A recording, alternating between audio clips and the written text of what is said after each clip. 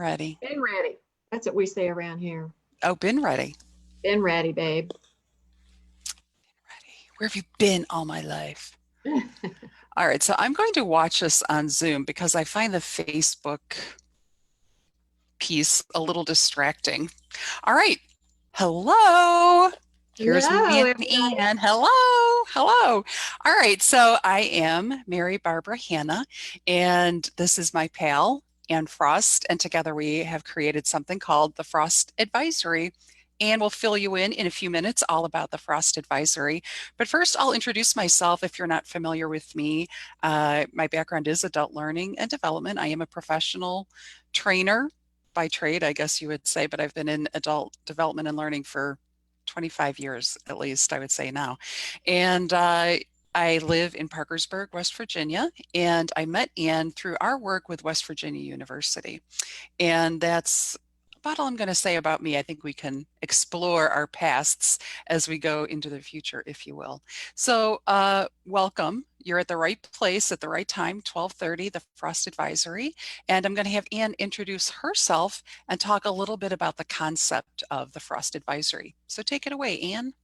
Hello, everyone. I'm so happy to have this opportunity. This is my first experience with Facebook Live, and it's exciting for an old lady She's during a not that. pandemic. So this is fantastic.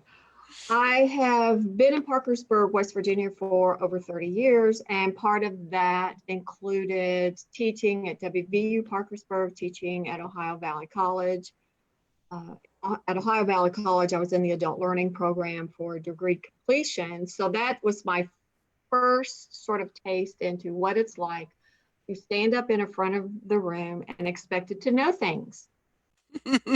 So it was I think both. motherhood would have been your first experience. No, I was too ignorant, and that's a whole other Facebook Live. It's So a drinking game. yes, all day long. So the opportunity at Ohio Valley College, it was like, this is pretty cool. This is fantastic. I like getting up. I'm not a shy person, so being up in front of the room, sharing information, I discovered was just my cup of tea. So that's how all of it started for me. And I've been doing it in various venues probably for 20 years. So I'm not always successful, which is kind of the point of us coming together to have this conversation.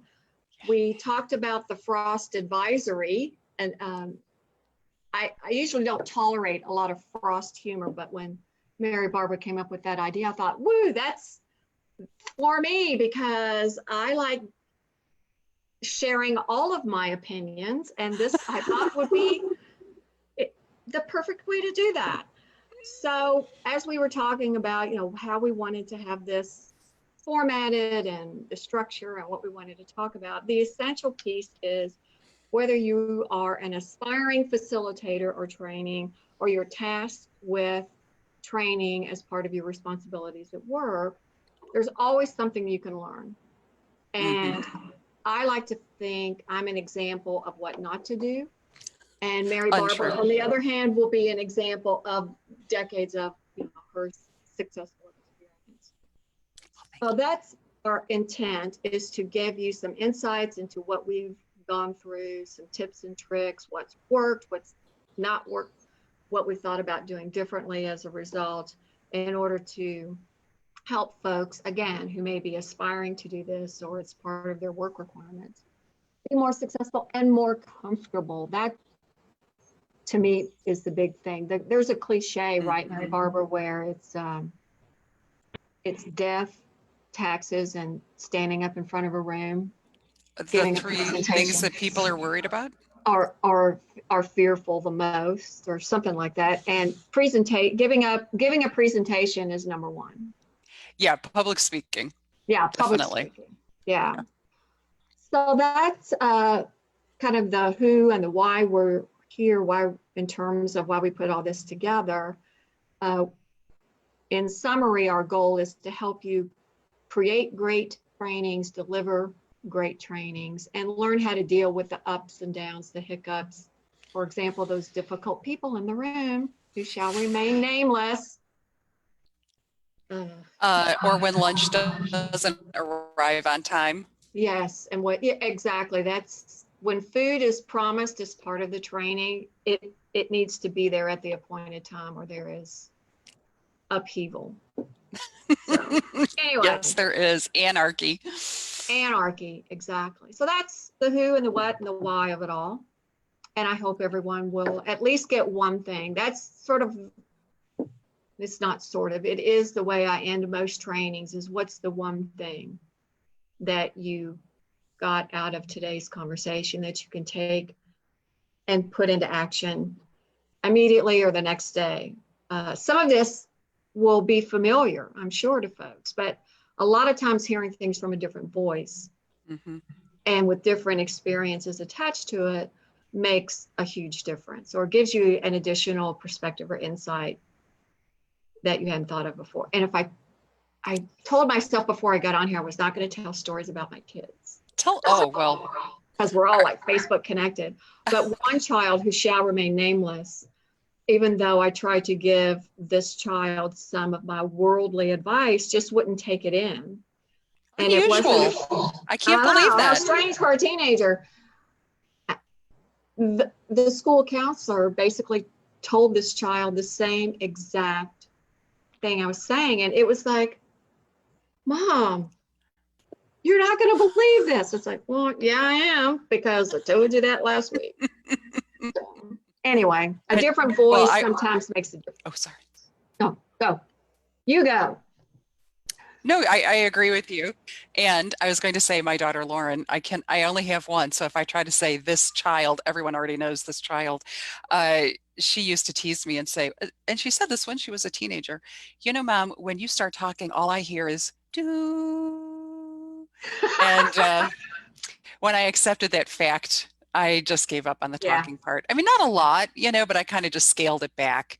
And and one time she even said, it would just be so much easier if you would just like spank me and get it over with because you are talking me to death.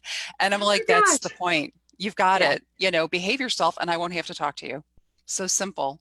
But It no, is every time simple. you misbehave, I'm going to talk. So there. And talk and follow you around and That's right. upstairs and in your Right. room and pick your lock and whatever. All right. So, because Anne and I, as we were plotting how to take over the world, we came up for our first topic today, something that we call the three leadership differentiators. And I'm going to switch us over to PowerPoint so you can get a look at what those three differentiators are. And Anne and I will do a little bit of sharing as far as this goes. So as you can see here, the leadership differentiators that we have identified are number one, authenticity, number two, bring out the best in others, and number three, willingness to give and receive constructive feedback. So we're only talking about authenticity today, but I am going to tell a story before we move ahead. When I first met Anne, I was new to Parkersburg. Anne's already heard this story, so she already knows what's coming. When I was new to So it's a Parkersburg, drinking game. No. it is. All right. And in 15 minutes it's going to be. And so when I came to Parkersburg and I got in touch with Michelle Wilson, who is the director for the Economic and Workforce Development or Workforce and Economic Development Program at WVUP, uh, Michelle invited me to be part of a group that would put together and deliver trainings for our local hospital, the Camden Clark Hospital. And this was my first experience meeting, everybody. And I met Anne, and it was clear that Anne had already worked there for many years and knew Michelle very well. And being a new person, not only to that place, but to this city and everything, a little intimidated by already established relationships. And so I did a PowerPoint for my training, and either I gave it to Anne or I saw a PowerPoint that Anne had put together. And I will tell you now, if you ever get to sit through a full training with Anne and see one of her PowerPoints, they literally are masterpieces. She calls it arts and crafts. I call it tearing my hair out. I hate putting together PowerPoints, but she is masterful. And so how I coped with this was I could either A, feel competitive with Anne and intimidated by her, or I could win her over to my side. And so I swallowed my pride and accepted a humble humble attitude. And I said to Anne, wow, I see that your PowerPoints are incredible. And she's like, I know, right? She didn't say that. She's like, oh, thank you. That's so nice of you to say. And I said, could you possibly teach me PowerPoint? And this is why Anne and I click so well. Because instead of saying, like, learn it yourself or too bad for you, sister, she said, absolutely. And we sat down in Panera. Panera Yeah, for several hours it's our first date. and literally went through my PowerPoint.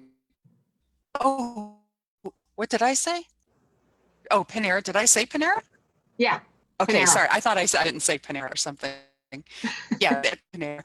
And and she taught me really several hours, went through my PowerPoint, and it was really incredible. And she was too. And second is like the cleanup crew. You know, I kind of throw, and she works miracles and makes it look beautiful. So when I say that Anne and I click, it is because it's rare as we get older, I think, to make adult friends and to find people who are so generous and kind and humble themselves. And you know, I'm Oh, humble because I'm telling you that I'm humble. But anyway, so as we do get to look at these PowerPoints, all credit goes to Anne because she well, is thank the, you. and let me just tell you, if you ever need someone to A, teach PowerPoint, or B, you want to create your PowerPoint and have somebody put it, you know, make it beautiful, get a hold of Anne Frost. She will do you proud. And she's just an amazing resource that way. So I know that she would be, you know, you can send it to me, but all I'm going to do is send it to Anne after that. All right. So that's my little plug for Anne Oh Frost and my gosh, thank you her. so much. Well, you're welcome because I wouldn't say it if it wasn't true, people. All right. So we're talking about authenticity today. There's some authenticity for you. I don't know how to do PowerPoint. I was willing to admit it. Anne is phenomenal. And she didn't deny it. You know, that's the other thing about being authentic. If you know what your skill set is, shout it from the rooftops, people, because not everybody has the same skill set. So let me hand it back to Anne and I'll move over to our next slide, which is about authenticity. And I think you were going to start us off, Anne. Well, I wanted to uh, share a short story with you about how I learned the impact of being inauthentic. Again, I'm serving as an example of what not to do. And then just maybe start off by telling you what it means to me, um, authenticity. And this, again, this is going to be something you're already familiar with, I'm sure, I hope, that it's just being who you are and being willing to take a risk, if you will, about being who you are. Um, I, when I first started in the adult learning program at Ohio Valley College, it's the first time I've done this formally. You know, I was getting paid to do this. So I wanted to do a good job, of course. I also had someone in my life that I looked up to as a mentor who did this for a living, Trudy. And I wanted to be Trudy. I wanted people to come out of that room enlightened, and I cannot wait to see this woman again. And everything she shared with us, I can put to use the next day. And oh, let me have that evaluation and fill it out now. I wanted to be Trudy. She is just one of the people I've always aspired to be. I've got news for you folks, I'm not Trudy. So what I did in order to be Trudy was I printed out my notes from the PowerPoint in like 18-point font. I had them spread all around me so I could see them no matter where I looked. I wasn't looking at the people in the room. I looked at my notes the entire time. I stumbled, I got embarrassed, I misspoke. I was horrible. Because I had, think about what I've done. I've created a barrier between me and the people in the room with these notes. I'm looking at the notes. I'm not establishing a relationship with the people in the room because I'm looking at the notes, right? So I was horrible. And I just felt miserable after it was over. And I'm not sure what happened between that class and the next one, but I did had an awakening of sorts. It's like, you know what? I'm not Trudy. I can't be Trudy. I need to be me. So I just gathered all my notes and held them in my hand, and I rearranged the room so that I could move and get closer to people. and make a connection, try to establish a relationship. So once I admitted who I am and who I was not, I could relax. My anxiety was minimized. It was still there, but it was minimized. And I could own things like, you know what, this is the first time I've ever done Mhm. this. And that's okay. I'm not saying I had my accordion teacher once, which again, a whole other Facebook Live program, tell me because I would react so visibly when I would make a mistake. My accordion teacher said, don't react, just go on, and you'll be fine. Nobody will know unless you bring it to their attention. And there's a lot of truth to that. There's also a lot of truth and value in saying, you know what I just said was totally wrong. Mhm. Or I don't have the answer to that, but I will get the answer to that and get back to you. And then, of course, the follow up is important. So just being who you are, knowing that people want you to succeed. Everybody in that room wanted me to do a good job. I wasn't aware of that at the time because I was too focused on me being Trudy. But once I had that awakening, it's like they want me to be successful. And if I want to establish this relationship, I need to sort of calm down a little bit, own my mistakes, say, I don't know the answer, but I'll get back to you. And that just kind of helps you relax a little bit. So that's my story about how I learned about the importance of being authentic, particularly when you're trying to establish relationships with people, because think about it. If you're training people, you are trying to create a relationship, whether it's a series of trainings or just a 4 hour gig, Mhm. So that's my story. And I like I like it.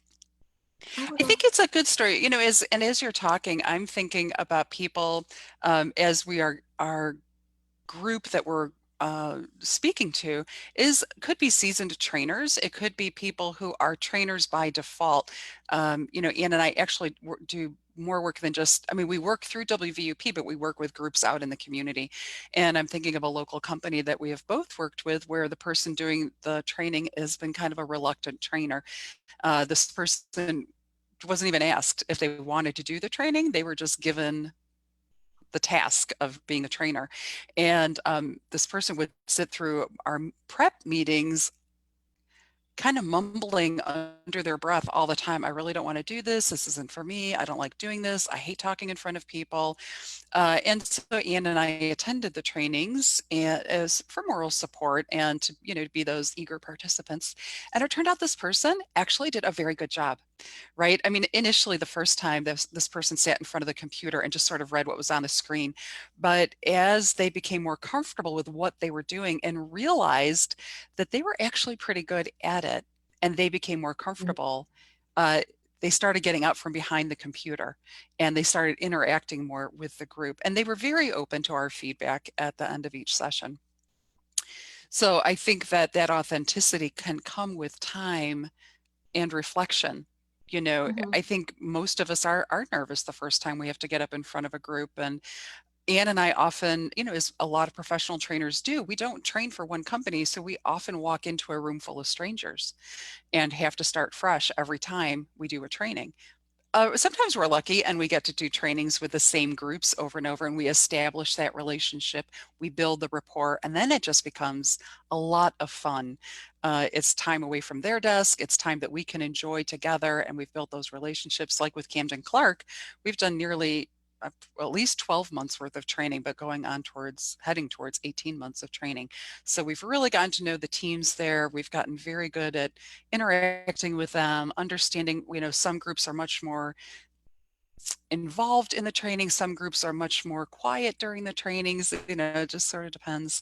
But for all of you that are reluctant trainers, uh, you know, giving yourself the opportunity to become that person that shares the information but has that opportunity to build a rapport, I guess I'm thinking just give yourself a chance. mm-hmm. Ann and I'm going to switch the screen and hit escape because we wanted to look at these notes down here, and neither one of us printed the notes out. So there you have it, our first little thing that we had to just go with. We have about 10 minutes, it looks like, Ian.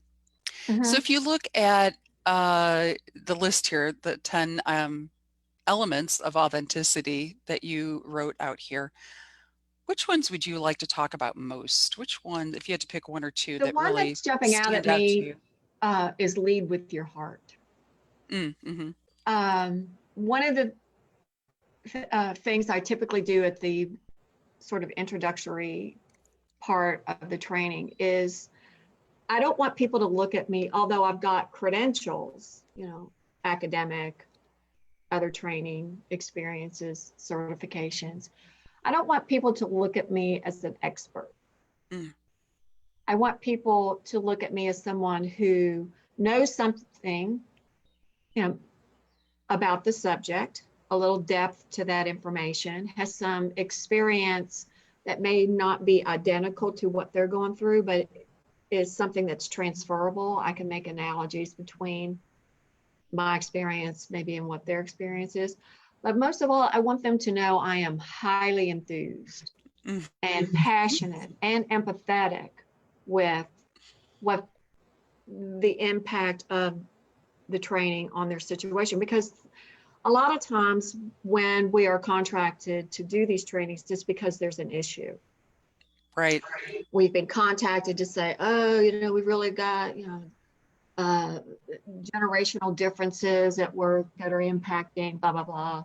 And so we are hired to come and address a particular issue. So I want the folks to know I may not be an expert on this particular thing. Here's what I do know that's applicable. Here's my Mm-hmm. experience that I can analogize to yours. And we're going to talk about the how to's, being that empathetic kind of trainer, I guess. So that's usually where I start. Just it puts me at ease. It kind of takes some of the heat off because if I'm, you can't haul me into a court if I claim, if I'm not an expert, right?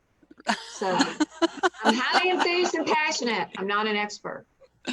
Well, I think, when it comes to being an expert, though, I think, what you and I share is I may not be an expert in medical billing, but I am an expert trainer. My Yes. expertise comes in Yes. getting you involved and helping you understand how you might learn and what is the best way for you to learn, getting you involved in the activities that will lead to learning. But many times when we do these trainings, there's it's never anybody who's just 22 years old. Our Right. trainings consist of mostly senior people, who've sat through years of training and now they're back Mhm. again. But to your point, then we aren't the experts. But if you are the expert in your field, my expertise is drawing out your Yes. expertise, Yeah. right? It's my ability as the facilitator to bring out what you already know or your ability to learn and to learn from other people and create a learning moment, just this kind of conversation where we're all learning together. But that's, and Ann and I have talked about this, and undoubtedly it will come up again. But there's different ways that people train. I'm a facilitator. I like to get the conversation going. Ann is a facilitator. She wants to get people involved. We have a third person, another coworker of ours, whose style is much more lecture. He puts up very basic PowerPoints, which there's nothing wrong with that. Death by PowerPoint. The world functioned well before PowerPoint. And no offense to Anne, who's a great PowerPoint person.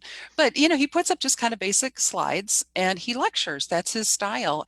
And people respond really well to his style. It's a Mhm. mystery to me because I think if I lectured, I feel like people would just like close their eyes and put their head down. But so my style is a little bit different. Same with Anne. And so when you're being authentic, as you mentioned, Anne, the Trudy story, Trudy will live on in our minds forever now. Don't be Trudy. She's great in her own right, but you have to find out who you are. So our friend Mhm. Paul is much more lecture style. His work is just as effective, just as impactful. Mhm. People enjoy it. It's just not our style. And so he can't be like us and we can't be like him. But that's the other thing. In the beginning, for a long time, I had only ever trained all by myself. I was the only person training. And then several times I ended up doing be a co-trainer or co-presenter, I guess I would say. And so working with Anne, I think you could speak to this, Anne, about what it was like to co-present with somebody for the first time? Because I think when you and I worked together, maybe it was the first time you had co-presented, or Hmm. maybe with Paul, Yeah. No, it was with you was the first time. with me. You were the first. It was it was a little more stressful because when you've got it was stressful, but then it was not stressful. It was not stressful Yeah. because we had already kind of figured out we like uh, being together and cutting up and laughing and then talking about serious things. We could just go back and forth with ease. In the training environment, it's like, wow, I don't want to do anything to mess up a rhythm Mm, that mm-hmm, I hadn't experienced before, so because we're similar in a lot of ways, but you've got a certain rhythm, I've got a certain right. rhythm, and I didn't want to throw that out of whack, so people were going, hey, what gives, you know so that was my biggest concern, was just kind of like Well, stroke. finding the balance, Yeah, but in that way, maintaining our authenticity, who yeah, we really are. yeah. So even if you're being a co-presenter, it's still important to be the person you are because the people will respond to that. And anyway, so I also like for myself, I would go with listening skills. Hmm. And Kant, you really already touched on this a little bit, but I think for me, listening carefully is important because many times people are saying one thing but they really Hmm. mean something different. And as a trainer, taking the time out to listen and ask good follow-up questions, Hmm. it might seem intimidating in the beginning, like it might slow the rhythm down of your training, or you feel like you're being sideswiped, we're going to go off topic, but you're in control. You can easily bring the group back to center and get back on topic. But when we're listening to what people are saying, it's really key to listen carefully and ask good follow-up questions because they might be pointing out something that's missing in the training. Hmm. I've had that happen where, I think the training is about listening and I'm talking about listening and, somebody wants me to move on to feedback and I'm not ready. I'm like, Hmm. what does feedback have to do with listening? But so trying to explore that topic. And I think that's where that authenticity comes in when you're willing to stop the road you're headed on and Hmm. go side exploring for a little bit with people to find out. And you don't necessarily have to address that issue in the moment. You can mark it down and say, great, we'll talk about this the next time we get together. That'll give me a chance to get my thoughts. So the authenticity, taking the risk, as Anne said, really means putting yourself out there and being vulnerable in a way that takes time to be comfortable with. I don't think anybody expects to be okay feeling vulnerable the very first time they ever do a training because you already feel vulnerable and you might already be trying to cover up the fact that Yeah. you feel vulnerable. Yeah. Were you going to One say something? thing Go when you ahead. were talking about it, listening skill, the listening piece, it kind of flashed in my head, taking time to ask the questions, because to your exact point, sometimes what they're saying is not what they really mean, what their Mhm. intention is. So being able to listen, process that quickly, and translate that into whatever, hopefully what the real meaning is behind Mhm. that is, and I think an essential skill Yeah. for folks to be able to do it. And even to your point about saying, oh, let's talk a little bit more of that, or let's wait until we have time to talk more about that. That's fine. And that goes back or connects to another one on this list, just real quick, is this piece about integrity. So I'm telling you, Yes. Mary Barbara, we don't have, that's a great point. We need to finish this first and then we'll come back to that. Then you need to come back to that. Or we need to put Right. it in the parking lot and we're going to bring it back the next time we're together. If I don't know the answer, I'm sorry, I don't have that information. I'll get it for you. Then I need to make sure I do that. So it's that Yeah. whole follow through. There's a book, it's one of my favorites, The Leadership Challenge. And one of the principles that has stuck with me is this piece about integrity. And they have an acronym. I went to a training, or it was a luncheon, and one of the authors was a keynote speaker, and I was a groupie outside waiting, will you please sign my book? Oh. And on the table in front of each place setting, there was a card, a 5x7 card, and it had the initials. I got to write DW. It went Y. Okay. It had DWYSYWD. Oh, okay. And it's like, what the heck? Then I don't think that's what it's doing. do what you say you will Oh, do. do what you say you will do. Yep. Yes. So, and that was the keynote speak for the luncheon around that word integrity. It's like, if you don't have the answer, that's okay. People want you to succeed. So they'll be patient. And if you've worked to establish, or you're making signs that you're trying to establish a positive relationship with folks, they're going to talk, be patient and say, okay, bring it back next week. That's great. I appreciate that you were honest with me and Mm. that kind of thing. Then So, do it, right? That follow through. You're right. yeah, That's what builds that yeah, their trust. mental image of you. Yes. Yeah, Trust. It all comes down to trust, folks. everything comes down to trust. So, All right. So Anne, can you wrap up for us? I Do you can. talk about Well, next week? yes. So I want to first thank everybody for taking time out of their day to spend some time with us. We really appreciate it. And for being patient. And hopefully you got one thing that you could take with you and start to implement or work on either today or tomorrow or the next week. We, as Mary Barbara mentioned at the beginning, are going to explore these three leadership differentiators. Today, of course, was authenticity. The next time we're together, we're going to talk about bringing out the best in others. And Mary Barbara's already kind of tagged into that already today. So that'll be a good place to start for the next time. And then probably the hardest one of all that may require medical services is being open to constructive feedback. That one might be done after 5. We might talk Yeah, about that one after 5 o'clock. yeah, that'll be a Uh, cocktail topic because uh-huh. sometimes it is hard. It's sometimes because you Brutal. put your blood, sweat, and tears into putting together what you think is an exceptional, I won't say perfect, nothing's ever perfect, but an exceptional training, visual aids, content, and you get the one person out of 50 that says, this was too long, or I've This was heard so this, boring. or I had to take time off work to come to this. Yeah. So it's sometimes very difficult to get that feedback, but you need to hear it. I need to hear it. It makes us better at what we do. So, Yeah.